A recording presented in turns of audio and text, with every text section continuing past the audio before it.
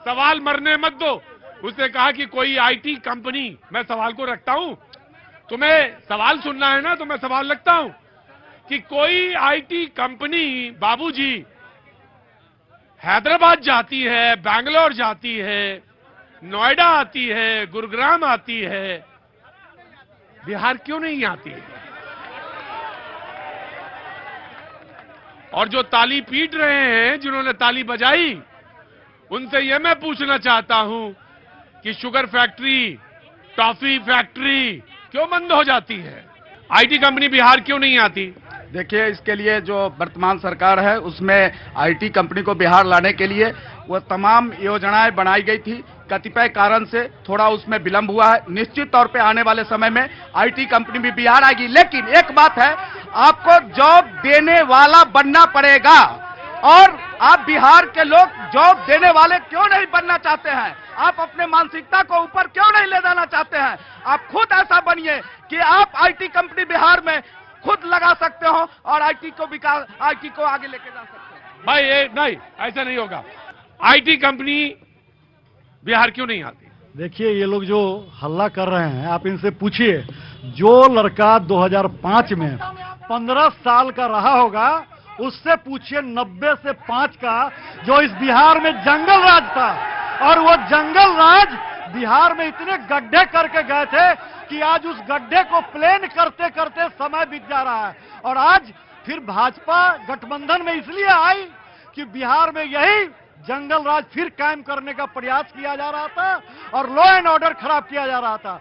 जब तक law and order ठीक नहीं होगा, कोई भी आईटीआई और एमएनसी नहीं आएगा। इसलिए 90 से 5 का जो दशक देखा होगा होते, ये तो मैं बताना चाहता हूं कि बिहार में बहुत सारे स्टार्टअप शुरू हो गए हैं और पिछली सरकार में एक आईटी पॉलिसी बनी थी और यहाँ के कितने ही एक डेलीगेशन गया था, बड़ी बड़ी कंपनियों से बात हुई है और हमने उनको एक स्पेशल इकोनॉमिक आईटी जोन बनाने का प्रॉमिस किया है और हमने इनवाइट किया है। और उन लोगों ने हम लोग आश्वासन दिया है कि आपके यहाँ भी बिहार में भी हैदराबाद और बैंगलोर की तर्ज पर, नोएडा की तर्ज पर, पुणे की तर्ज पे, गुड़गांव की तर्ज पे यहाँ पे भी हम आईटी पार्क खोलेंगे।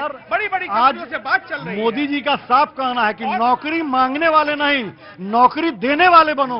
और इसी देने वाले के तहत आज आप चलिए, शहर में घूमिएगा, जितने लोग बाहर काम धंधा करते थे, कोरोना के बाद जो लौट के आए हैं, यहाँ व्यापार कर रहे हैं। सर, ये लोग कहते हैं नौकरी देने वाले बनो। नौकरी कहाँ से? ये पढ़ाई भी खत्म कर दिए। यहाँ के स्कूल में ये लोग 20-25 साल से सरकार में है, जदयू बीजेपी ऐसे करके, और यहाँ के बच्चों को सिर्फ खिचड़ी मिलता है। खिचड़ी खा करके बच्चा जी। आईटी कंपनियां बिहार में क्यों नहीं आती? आप सर यही देख लीजिए, ये बीटा बीटा चिल्ला रहे हैं और 17-18 वर्षों से ये घुमा फिरा के दोनों आदमी सत्ता में है, लेकिन आज तक इसको आईटी हब नहीं बना पाए।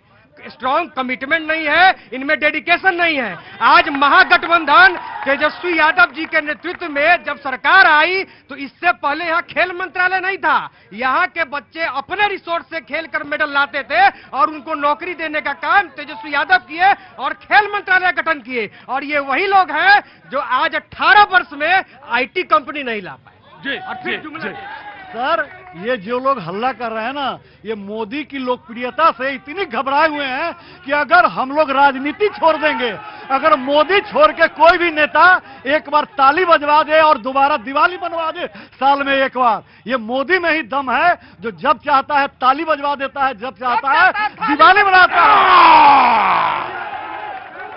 गजब भाई, ये इलेक्ट्रल बॉन्ड पे होना चाहिए, चर्चा युवाओं पे होना चाहिए, रोजगार पे होना चाहिए। मैंने आईटी पे पूछा, तो आईटी पे पूछा।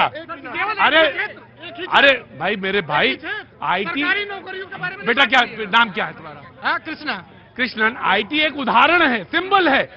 नौकरियों के बारे में भी बात हो रही थी। एक बात सुनिए, मेरी सब लोगों से राय है, आप मोदी जी के नाम पर वोट मांगते हैं। आपका नाम क्या है? आप क्या किए हैं इस देश इस राजधानी के लिए?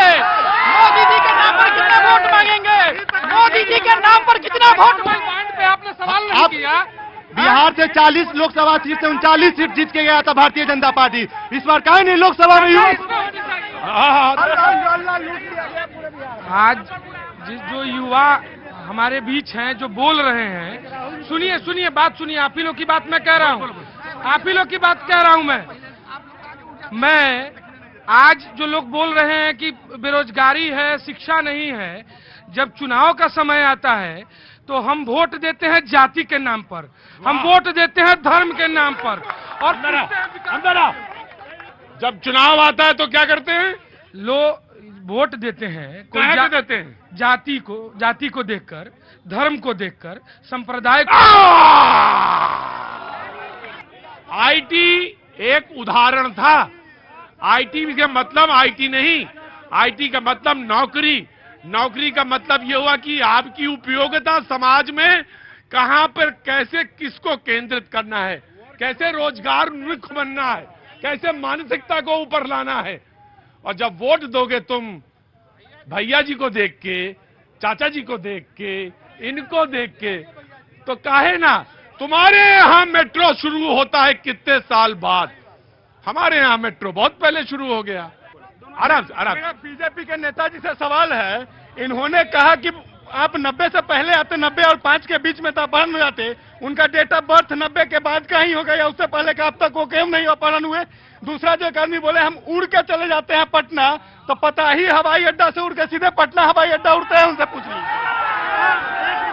मैं बताना चाहता हूं कि विगत 15 वर्ष में 5 लाख शिक्षकों का नियोजन हुआ, 3 से 4 लाख सिपाहियों का नियोजन हुआ, टेक्नोक्रेट्स का नियोजन हुआ, और सारी डिपार्टमेंट में रिक्तियां भरी गई। मैं ये बताना चाहता हूं, ये जो नियोजन हुआ, ये 17 महीने में जब तेजस्वी प्रसाद यादव बिहार के उप मुख्यमंत्री हुए तब हुआ, क्योंकि यही नीतीश कुमार चुनावी सभाओं में 20 में तेजस्वी यादव से पूछा करते थे कि ये पैसा अपने बाप के घर से लाओगे, यानी वेतन देने के लिए पैसा कहां से आएगा। लेकिन जब तेजस्वी प्रसाद यादव आए, साइलेंटली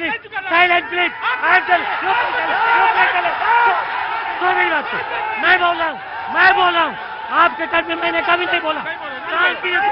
शांति से सुनिए। देखिए अभी आप जिनसे सवाल पूछ रहे थे उनके लिए एक शेर है। कौन कौन था? ये जदयू से अंदर आइए, बोलिए। तो शेर ये है कि शेर सुन लो भाई, सुनिए मजा आएगा कि मैंने खुद को इतना पलटा जितना पलटा जा सकता था, लेकिन मैंने, एक मिनट रुको, मैंने अपने को इतना पलटा जितना पलटा जा सकता था, लेकिन फिर भी अपनी बातों से कितना पलटा जा सकता था। क्या बात है। इस शेर के बाद कहने के लिए कुछ नहीं रह जाता। मुजफ्फरपुर में आज अभी बस